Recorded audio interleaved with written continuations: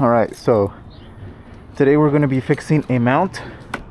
Not this one, because this one's good, but this one, because it's actually torn and it's popping out. So we definitely need to fix this ASAP. Thankfully, we have a replacement mount right here, because that's how often these break. Let's get to it.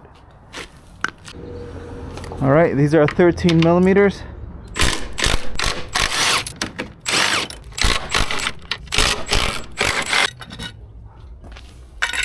For now, let's get the tire off.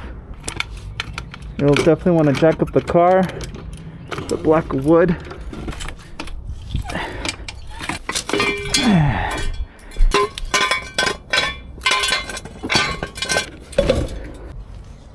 Carefully pop out your plastic cover.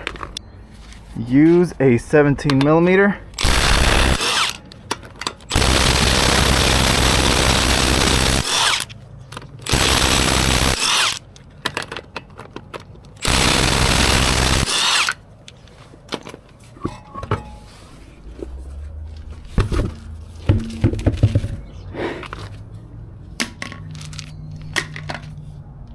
Remove these accessories here.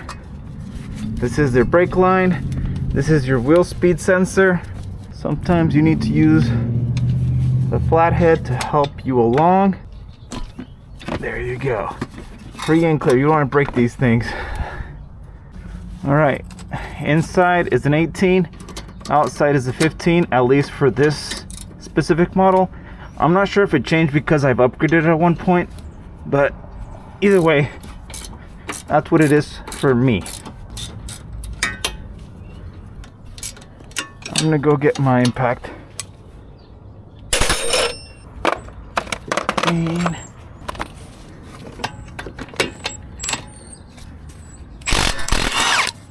That was easier. Okay, now we just gotta remove this nut right here. That one appears to be a 16.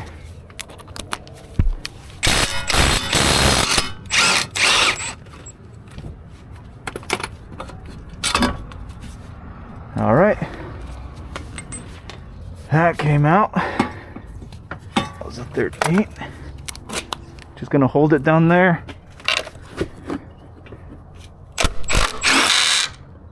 Okay.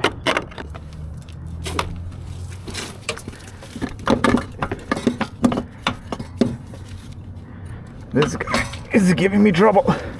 Looks like this bar is under a lot of tension. And with a little persuasion. Oh, that's not gonna work. There we go.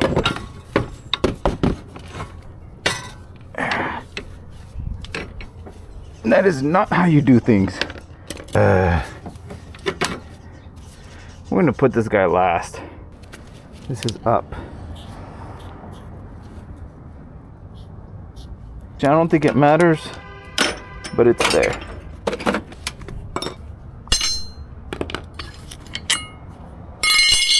Yeah, it's really kind of torn. So we need to remove the tension from this. I need to go get my tension release tool. Okay, 30 minutes later, I had to go to the parts store because I did not have the right tools for the right job. And as I always say, you want the right tools for the right job because it makes it easier and safer. So you need a McPherson strut compressor. There's my gloves. Alright. I'll be honest, for these kind of tasks, you want to wear gloves because getting hurt is incredibly easy. So there's not a lot of compression you can do here.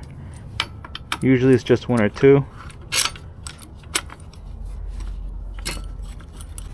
Alright, you just need to get them kind of like finger tight so they don't escape. That's it. Alright, you don't even need the power tools to squeeze it. You're just trying to make sure this thing doesn't blow up in your face. Opposite ends, lock them in, and start twisting and turning. You'll know you use the tools correctly if you basically return them ASAP because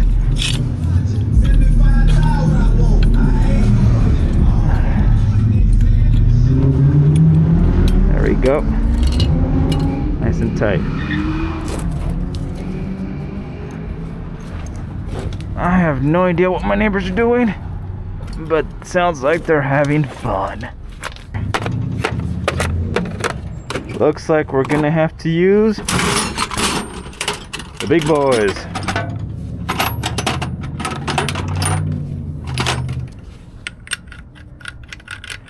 Not 21, is it?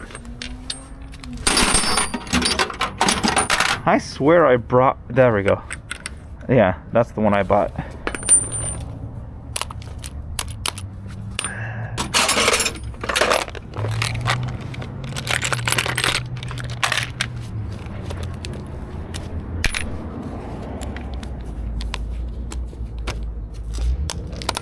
Okay, if this does not shoot me in the face, we are good.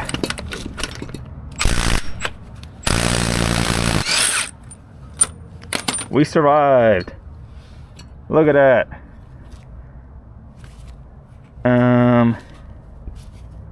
It's kind of flat. Yeah, that's not good. All right. Let's see what we got. Looks like we gotta compress it a bit more. The spring is a little not happy with that. All right, let's compress the springs a bit more. There we go. Hella tight, yo. All right, now we put the nut. Put the nut. Where did the nut go?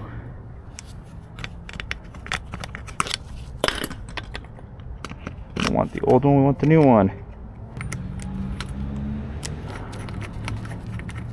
You don't want to strip it, then you ruin the shock. It spins a bit. Don't worry about that. Yeah, that's not going anywhere. Cool. There's.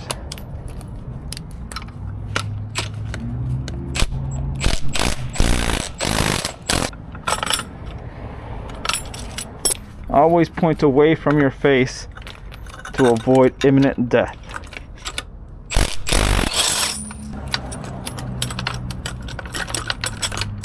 New one back on. Next, this is like a guide pin. It's gonna guide down that middle. You don't put it in yet.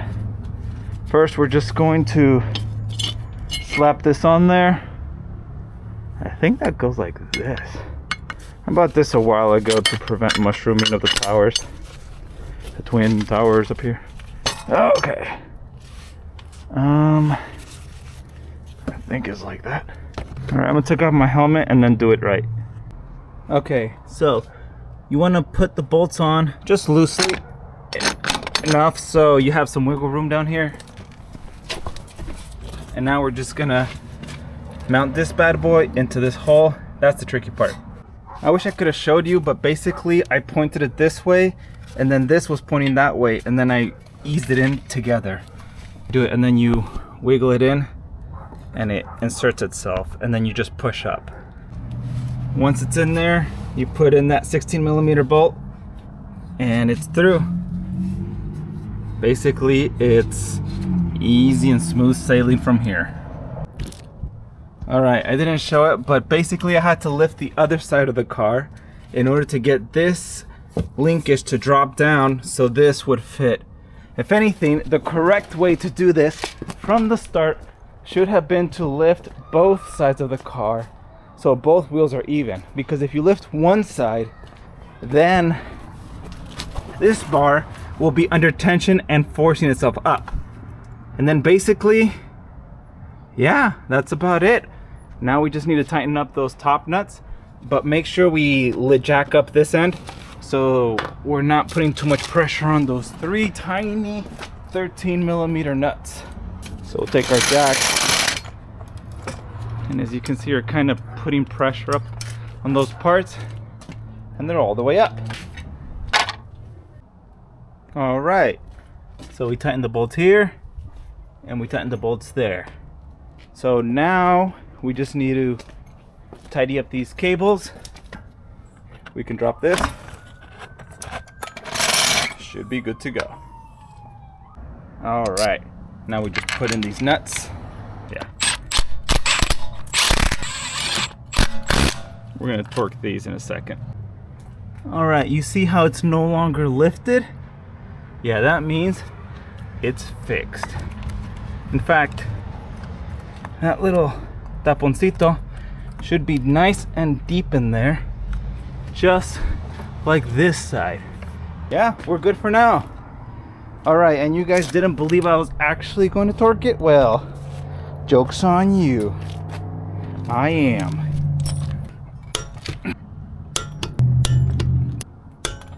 All right, we are good.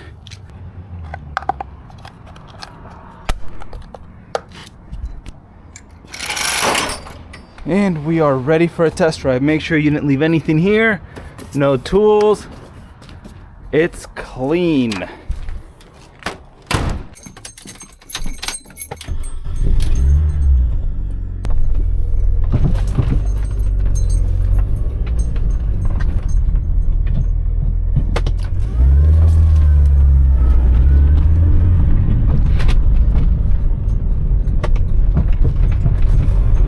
That's a lot better than it was before. There's still some bumping and rattling, but that's actually pretty normal for this car. But it's definitely a lot less bumping and rattling than it was before. So let's call it success and good night.